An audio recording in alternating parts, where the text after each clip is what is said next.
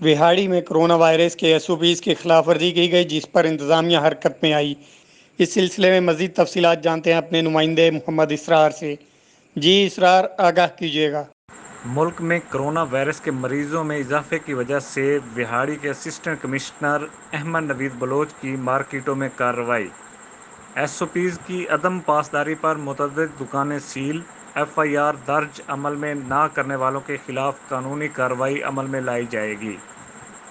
ملک میں corona virus کے مریضوں میں اضافے کی وجہ سے حکومتی مشینری بھی حرکت میں آ گئی۔ اس حوالے سے AC وہاڑی احمد نوید بلوچ نے ریل بازار، چوڑی بازار، لنڈا بازار، جناح روڈ، وہاڑی میں SOPs کی عدم پاسداری پر کارروائی کرتے ہوئے 3 دکانوں کو سیل کرتے ہوئے FIR بھی درج کی۔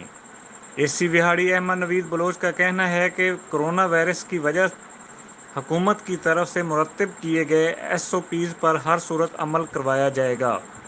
SOPs پر عمل نہ کرنے والوں کے خلاف قانونی کارروائی عمل میں لائی جائے گی۔